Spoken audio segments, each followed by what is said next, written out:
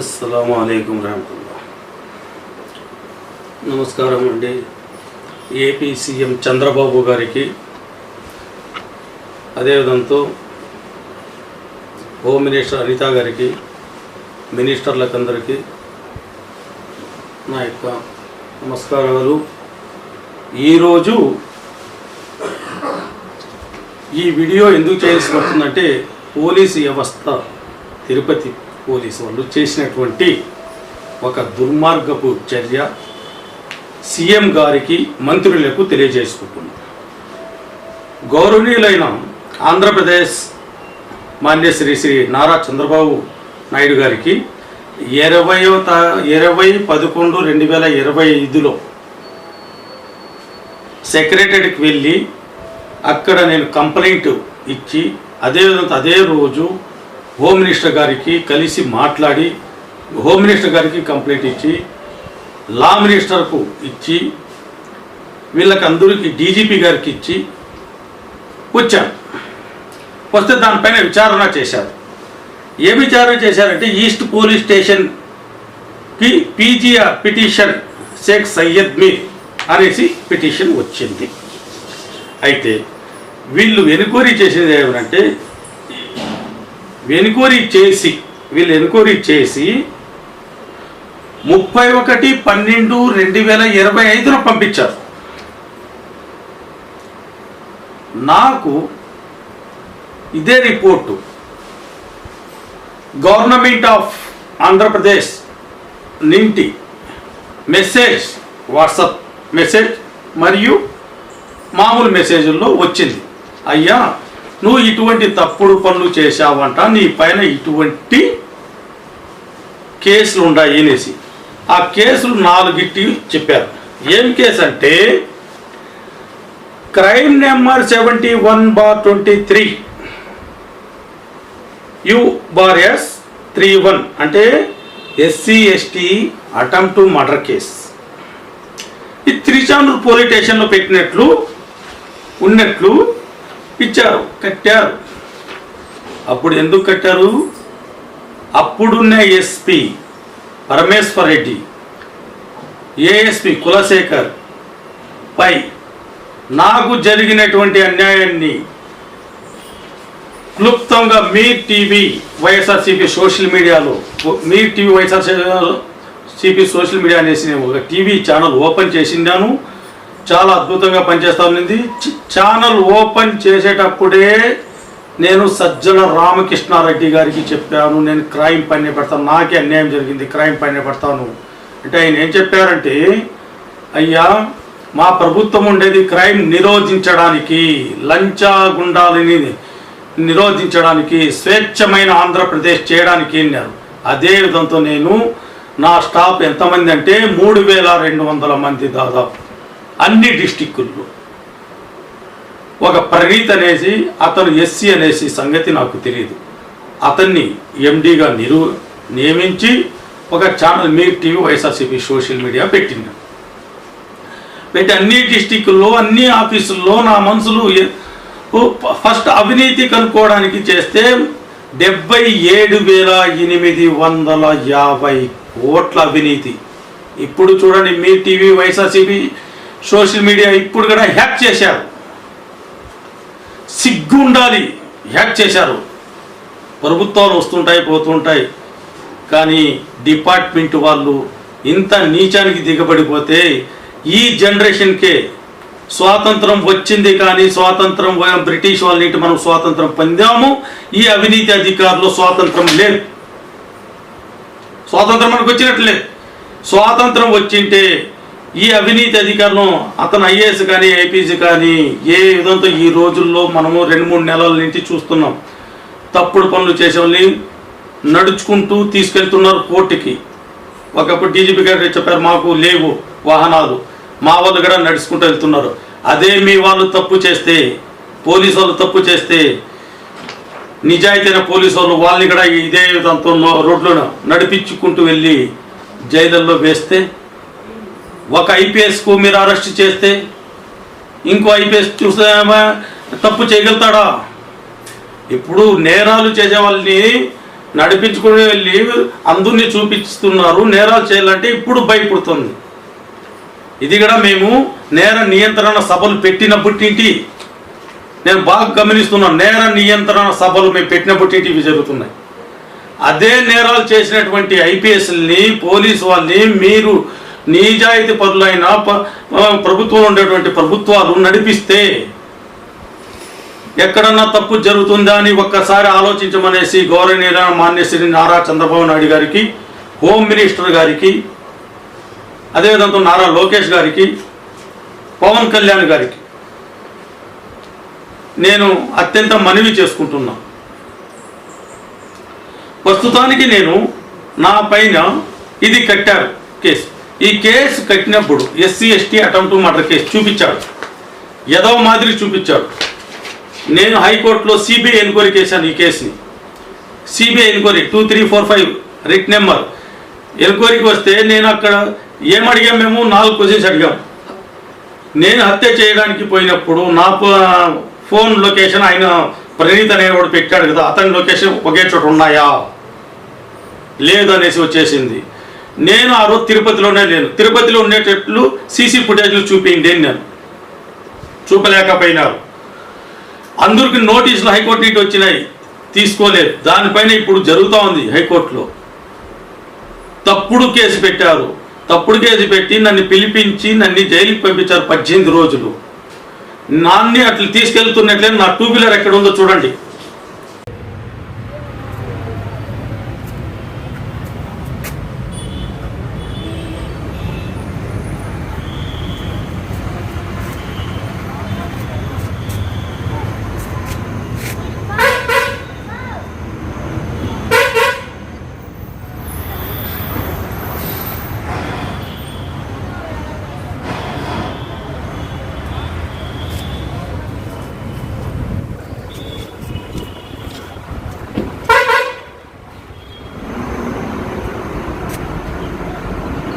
నా పలానా తించాను పోలీస్ స్టేషన్లో పలక దగ్గర ఉంది చూడండి. ఈ 2 వీలర్ ఏమైంది, నా ఫోన్తో పాటు తీసుకున్నారు. నేను ఆ రోజు జీతాలు ఇవ్వడానికి, స్టాఫ్కు జీతాలు ఇవ్వడానికి నా దగ్గర డబ్బులు లేకుండా ఉంటే తిరుచానూరులో సేటు దగ్గర కుదవ పెట్టడానికి బంగారు ఎక్కువ ఆ రోజు నన్ను అరెస్ట్ చేశారు. నాగసుబ్బన్న దీన్ని తీసుకున్నాడు. దానిపైన ఏమైంది, ఇవన్నీ హైకోర్టులో వేశాను.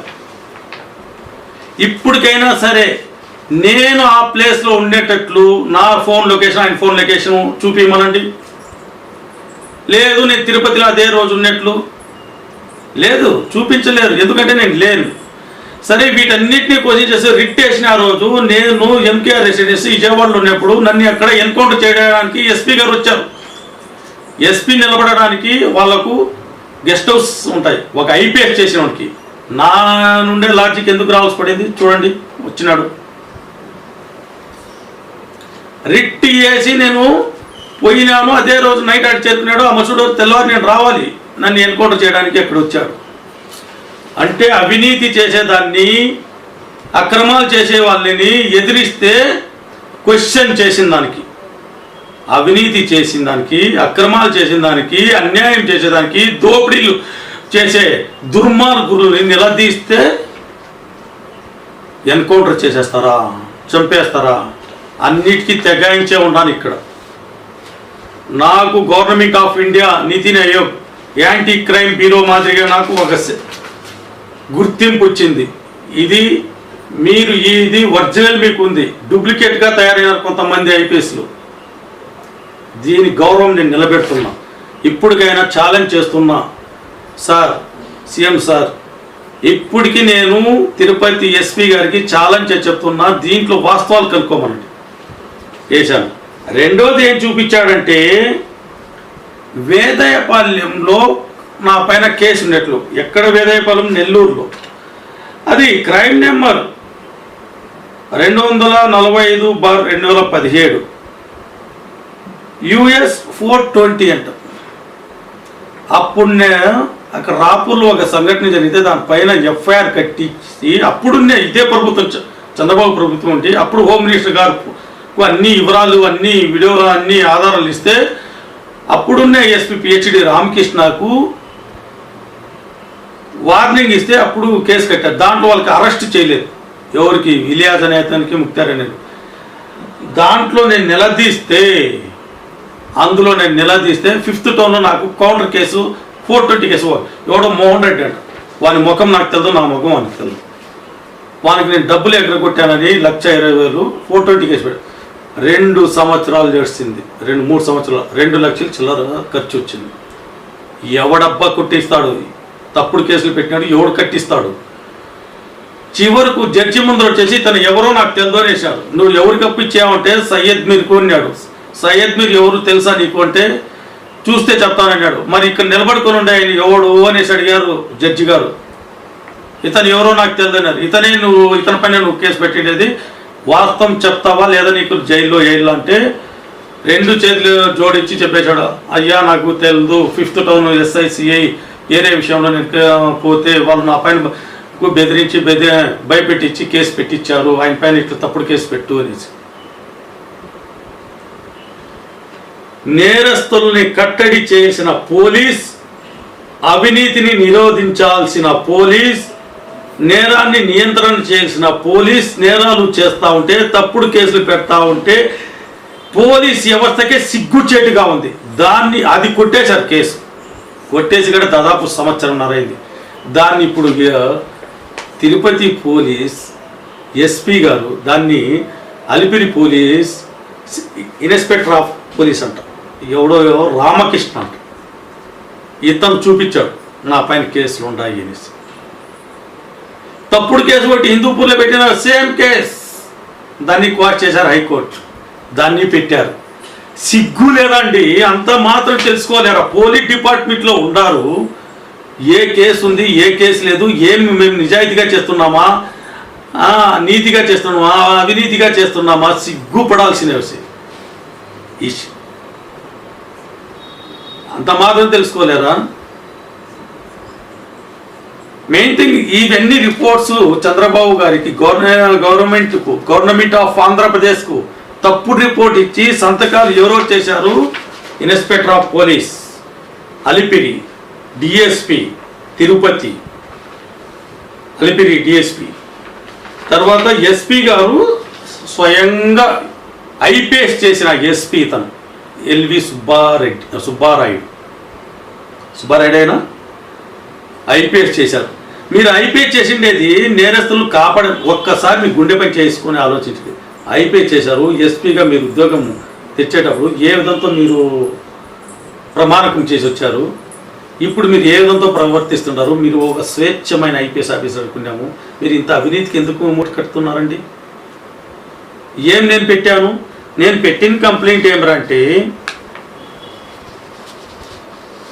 ఒక నసీబ్ అనేటువంటి అవినీతి పరుడు వాడు చేసినటువంటి మోసము ఈటింటి పిలుచుకొని పోయి హైదరాబాద్ పోయినటువంటి దానిపైన ఒక నసీబ్ అనేటువంటి అవినీతి పరుడు వాన్ని పట్టి ఒక 27 మందో 28 మందో సబ్ రిజిస్టర్లు వాని ద్వారా కొంచెం లంచం అవినీతి సొమ్ము 3,700 కోట్లు.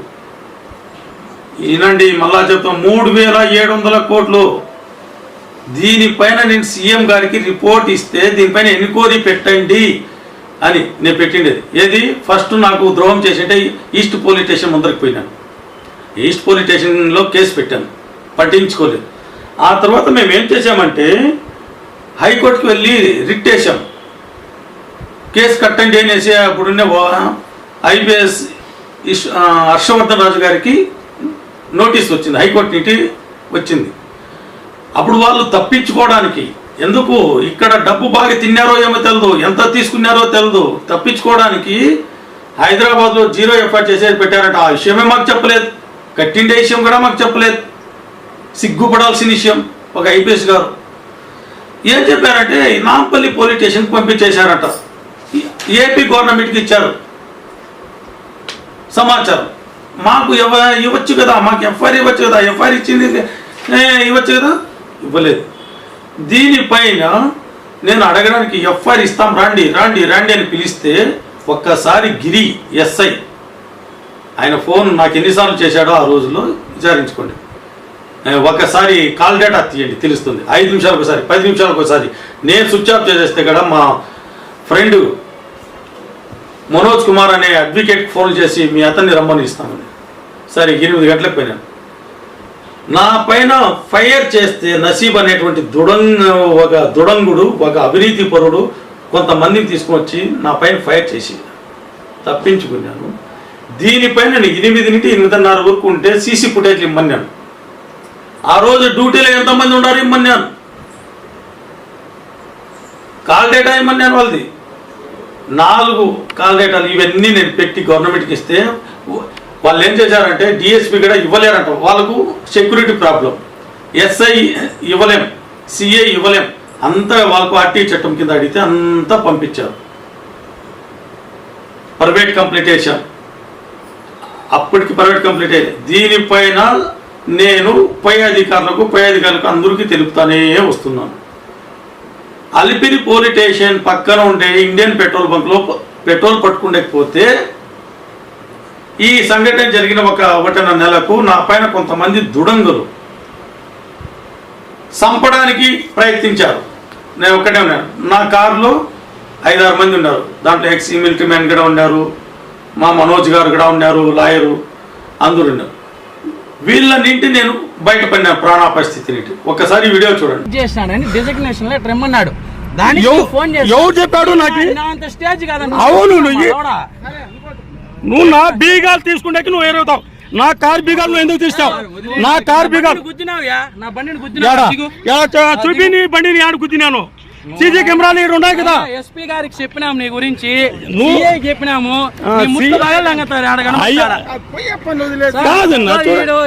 మీరు వచ్చున్నాడు ఎగస్తాలని మాట్లాడండి. ఎవరు మీతో మాట్లాడినారంట. ఓడేంది వీడేందని మిమ్మల్ని తెస్తున్నాడు. మాట్లాడు, స్పీకర్ పెట్టినా. ఎవరు సార్ మాట్లాడు. సలాం అంటే సలాం చేయకూడదా? ఆయన పద్ధతిగా మాట్లాడతారు కాబట్టి నువ్వు ఎవరు కొట్టడానికి వచ్చాకి? నువ్వు ఎవరు నాకు కొట్టడానికి వచ్చాకి? రా అని చెప్పలే, రా అన్నానా నేను? क्या साहब इनको तुम मारने को वास्ते भेजेंगे तना किरीटी को? ये पत्थर ले लगाता है। मैं यहाँ खड़ो को पेट्रोल पकड़ता है तो अब उन्हें दिला को तो तुम्हारा फोन उन्हें दिया मेरे को. मैं क्या ఎక్స్ట్రా करे సార్ నేను ఎక్స్ట్రా చేశానంట. మీరు చెప్పండి, కొంచెం చెప్పండి. సోయబ్ గారికి నేను ఎక్స్ట్రా చేశానంట. చెప్పండి సోయబ్ గారికి. నేను ఎక్స్ట్రా చేశానంట. చెప్పండి ఆయనకు.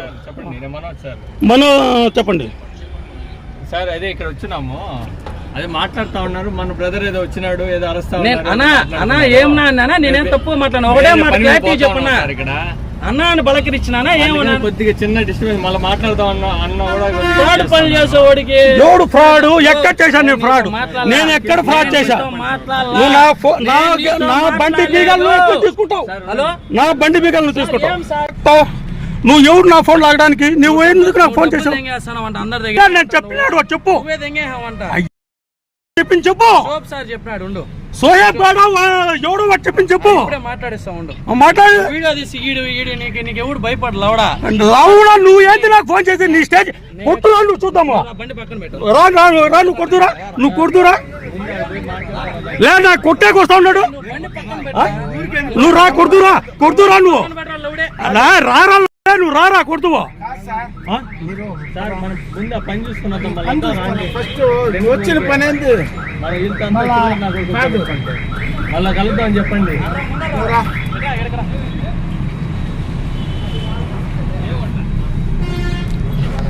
సార్ మన పని చూసుకున్నాం సార్. ఎందుకు అందరితో ఇదేందో నాకు బెదిరిస్తా ఉన్నాడు. ఎందుకు కొట్టమన్నా దిగు.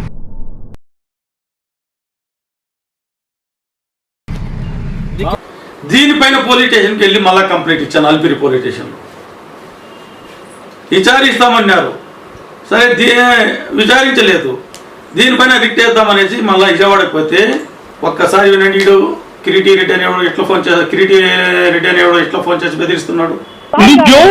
నా పైకి రావడానికి, చంపడానికి నువ్వెవర్రా? నువ్వు నాకు నా మీద కేసు పెట్టను. నువ్వు వచ్చినట్టుగా పైన కేసు పెట్టాడు. ఎవరు నా పైకి రావడానికి? కేసు పెట్టే అంత మగోడు అయితే నిజాయితీగా పెట్టు. నిజాయితీగానే ఇలా పెట్టింది అది. నీ అమ్మ పూకురా లంజా కొడక, నీ అమ్మ దెంగ, నీ అమ్మ పూకురా లంజా కొడక, నీ అమ్మని దెంగతో చెప్పురా లంజా కొడక. ఏడున్నావు నువ్వు? మగవాడైతే మీ అమ్మకు పుట్టింటావు చెప్పురా. నువ్వు చెప్పురా, ఏడున్నావు చెప్పురా, నేను వస్తాను ఇప్పుడా. రెడ్డి నేను ఇక్కడ విజయవాడలో ఉన్నారా? నీ అమ్మకు పుట్టినావా ఇంకెవరికైనా పుట్టినావురా? విజయవాడలో ఉన్నారా? దెంగ లంజా కొడక, నీ అమ్మ పూకురా. నువ్వు ఏడున్నావు చెప్పురా, నీ దెంగ. నువ్వు మీ అమ్మకు పుట్టుంటే చెప్పురా. నువ్వు మీ అమ్మ పుట్టుంటే చెప్పురా. మీ అమ్మకు పుట్టబోతే వద్దు. విజయవాడలో ఉన్నారు అంటున్నా. మీ అమ్మకు పుట్టుంటే చెప్పు, లేకపోతే వద్దు. నువ్వు పక్కన విజయవాడలో ఉన్నారా అంటున్నా. విజయవాడ నీ అమ్మని నెంగించుకుంటాను రా లంజా కొడక. తిరుపతికి రారా పూక్క. ఎరుపుకు రాకూడక నీ అమ్మని దెంగ చెప్పేది రా. నువ్వు మగవాడైతే తిరుపతికి రా, స్టేషన్ లో కంప్లైంట్ పెట్టా, స్టేషన్ కడికి రా, మాట్లాడదాం రా. నా కొడక నేను విజయవాడలో ఉన్నాను రే నా కొడక, నీకు చెప్తానా ఇనో. మర్యాదగా మాట్లాడితే నేను మర్యాద మాట్లాడితే ఎగస్తాలు దెంగినా ఉంటే మూతి పొలు రాళ్ళు దెంగతా. నేను అమ్మని అక్కని అడిగినా నువ్వు అడుగుతున్నావా? దెంగ నీ అమ్మని దెంగ లంజా కొడక. పిల్లకాయలు తట్ట మాట్లాడి నేర్చుకోరా ఎర్రిపుక్క. నీ అమ్మ ఎందుకు నాకు ఫోన్ చేసావు? అది చెప్పురా. రే రే రే నువ్వు నాకెందుకు ఫోన్ చేసావు? రే నా మీద ఎందుకు కంప్లైంట్ పెట్టినావు? నువ్వు నా దగ్గరకు వచ్చి నన్ను కొట్టుకుంటున్నా కాబట్టి కంప్లైంట్ పెట్టినావా? మర్యాదగా నిజం చెప్పు, గుండె మీద చేసుకొని చెప్పు. నేను పద్ధతిగా మాట్లాడిన వచ్చినానా కొట్టను వచ్చినానా? కొత్త చెప్పు. ఎందుకు మళ్ళా మాట చెప్పదు? మొగోడైతే నువ్వు నిజం మాట్లాడు. రే బాబు, నేను రావడానే నేను ఎందుకు మళ్ళా మాట చెప్పదు? మొగోడైతే నువ్వు నిజం మాట్లాడు. రే బాబు, నేను రావడానే నేను ఈ విధంతో కిరీటి రెడ్డి అనేవాడు ఫోన్ చేసి నువ్వు నా పైన కేసు పెడతావా, నీకెంత ధైర్యం, నువ్వు యాడు అమ్మ నా బూతులు తిట్టాడు. ఇవి అలిపిరి ఎస్ఐ గారికి పెట్టాను, సిఐ గారికి పెట్టాను, ఎస్పీ గారికి పెట్టాను. ఎస్ఐ మేడం రమ్మని చెప్పారు. ఆడ రెండో రిట్ ఏసీ పెండింగ్లో ఉంది. వచ్చాము, వస్తాను ఎట్లే మా ఎస్పీ గారు మీ పైన కేసు వాళ్ళ పైన కేసు కట్టద్దన్నారు, వీలు పడితే మీ పైన కట్టమన్నారు, ఎందుకైనా మంచిది ఆగిపోండి. ఈ మాట ఇంటుంటే మసూడు ప్రైవేట్ కంప్లైంట్ వేసాం. ఇంతవరకు పోలీసులు సరిగా ఇద్దరు లాయర్ని, ఫస్ట్ లాయర్ వచ్చింది 13-15 రోజులు ఉండి ఎట్లా తిరిగి నెమ్మది చేసుకోవాలన్నారు. ఆ లాయర్ని కొనేశారు. ఉంటా ఆమె చెప్పుకున్న పారిపోయింది. రెండో లాయర్ అదేవిధం. ఇప్పుడు మూడో లాయర్ని చేస్తే మొన్నటి రోజు ఏదో మళ్ళా అంతా చేసేయండి అన్నారు. అంటే అక్కడ ఎవరికి న్యాయస్థానాలకు మెయింటైన్ చేస్తున్నారో ఎవరు చేస్తున్నారో తెలియదు. ఒక ఇన్ని 10 నెలల నుండి 8 నెలల నుండి పోస్ట్ పోన్ అవుతా ఉంది నెంబర్ కావడానికి, కేసు కావడానికి. హైకోర్టు ఏమంటే కింది కోర్టులో వేశారు కదా, ఇది కనీసం ప్రభుత్వానికైనా చెప్పదాం అనేది ప్రభుత్వానికి ఇస్తే ఇట్లాంటి తప్పుడు రిపోర్ట్ ఇచ్చారు. వాళ్ళ సిగ్నేచర్స్ ఉన్నాయి. సిగ్గుపడాల్సిన పోలీస్ వ్యవస్థ మొత్తము నిజాయితీ పరులంతా సిగ్గుతో తలదించుకోవాల్సిన పరిస్థితి ఈ అవినీతి పోలీసులు చేసే దానివల్ల వస్తుందో లేదో ఒక్కసారి మీరు ఆలోచించండి. దీనికి బడా నాయకులంతా నాకు నైట్ గడ నా పైన గలాటకు నా పైన లేపడానికి వచ్చారు. ఎన్నోసార్లు ప్రయత్నించారు. ఇవన్నీ నేను ఎప్పుడు చెప్పగలుగుతాను? ప్రభుత్వం మాన్యశ్రీ గౌరవనీయులైన నారా చంద్రబాబు సీఎం గారు, ఏపీ సీఎం గారు ఒక కమిటీ వేస్తే, నిజాయితీ పరులైన ఐపీఎస్ల కమిటీ ఒకటేస్తే 3700 కోట్ల బండారం అంతా బయటపడుతుంది. ఈ నసీబ్కు, వాళ్ళ అక్కోళ్లకు, వాళ్ళ భార్యకు అరెస్ట్ చేయొచ్చు. దీన్ని ఇది పెట్టుకొని వీళ్ళ దగ్గర ఎన్ని కోట్లు ఆశించి చేసినారో, ఎంత తీసుకున్నారో అదంటూ నాకు తెలియదు. కానీ తప్పుడు రిపోర్ట్ ఇచ్చినాడే ఎస్పీ, డిఎస్పీ, సిఐలు. దీనిపైన సక్రమైన విచారణ జరిపి ఈ సిఐ, డిఎస్పీ, ఎస్పీని పదవీచ్యుతులను బాధ్యతగా వాళ్ళకు ఉద్యోగాల నుండి తొలగిస్తూ న్యాయం చేయాలనేసి కోరుతున్నాం. నా పైన ఇప్పటికే చాలాసార్లు హత్యా ప్రయత్నాలు జరిగినాయి. ఇంకా మీదట జరిగేకి ప్రయత్నాలు చేస్తున్నారు. దాంట్లో బడా నాయకులు ఉన్నారు. వాళ్ళ పేర్లు ఇప్పుడే నేను చెప్పను. కోర్టులో కూడా వేసిన వాళ్ళ పేర్లు అన్నీ, వీడియోస్ అన్నీ పెట్టాను. ఇప్పుడు కూడా నాకు వచ్చిన వీడియోస్ పెడుతున్నాను. దీంట్లో మాత్రం 71/23 కేసు మాత్రం సిబిఐ ఎంక్వైరీకి వేసాను. ఒకటి ప్రూఫ్ వచ్చేసింది, అక్కడ నేను లేననేసి గూగుల్ లొకేషన్స్ ఇచ్చేసినాయి. తప్పుడు రిపోర్ట్ ఇచ్చినారు. ఈ తప్పుడు రిపోర్ట్ని సవరిస్తూ నేను ఏం చేశానంటే రిపోర్టు సారాంశం ఈ క్రింది విధంగా ఉంది. Inspector of police, sub divisional police ఆఫీసర్తో పాటు సూపరింటెండెంట్ ఆఫ్ పోలీస్ వారి యొక్క అవినీతి, అక్రమ, సంఘ ద్రోహ, రాజ్యాంగ వ్యతిరేక, భారతదేశ పోలీస్ పరువు తీసే విధంగా ఈ విధంగా: 1. సంఘద్రోహం కాపాడటం, అవినీతి అక్రమాలను ప్రోత్సహించడం, నేర చరిత్ర కలిగిన వాళ్ళను కాపాడుకునే ప్రయత్నం చేయడం, వీటిని ప్రశ్నించిన వారిని అంతమొందించేందుకు ప్రణాళిక, నేరస్తులను రూపకల్పన చేయడం, ఈ ప్రణాళిక ద్వారా చేయించి వాటిని ఆధారాలు ఎక్కడా కనిపించకుండా ఉండే విధంగా చేయడం, వీటి ద్వారా పెద్ద మొత్తంలో ప్రజల ఉసురు, రక్తాలతో కలిసిన లాభాలు పొందడం, వీరి నరనరాలలో రక్తంలో కలిసిపోయినట్లు ఈ రిపోర్టుని బట్టి స్పష్టంగా తెలిసిపోయింది అని నేను ఎవరికి పెట్టాను? గౌరవనీయులైన మాన్య శ్రీ నారా చంద్రబాబు గారి ఛాంబర్కి వెళ్ళి ఇచ్చేసి వచ్చాను. 2వ ఛాంబర్ అనితా మేడం గారికి, హోమ్ మినిస్టర్ గారికి వెళ్ళి ఇచ్చేసి వచ్చాను. 3వది లా మినిస్టర్కి ఇచ్చేసి వచ్చాను. నేనే స్వయంగా ఇదో ముద్రలు ఈ విధంతో తపాలా ఇచ్చేసి ముద్రలు ఇక్కడ వేయించుకొని ప్రతి ఒక్కటి ఎవిడెన్స్తో పాటు చెప్తున్నాను, తీసుకుని వచ్చాను. డీజీపీ గారికి ఇచ్చాను. ఏం ఎంక్వైరీ జరుగుతుందో తెలియదు. సీఎం గారు 5 రోజులు విదేశీ పర్యటనకు వెళ్ళారు.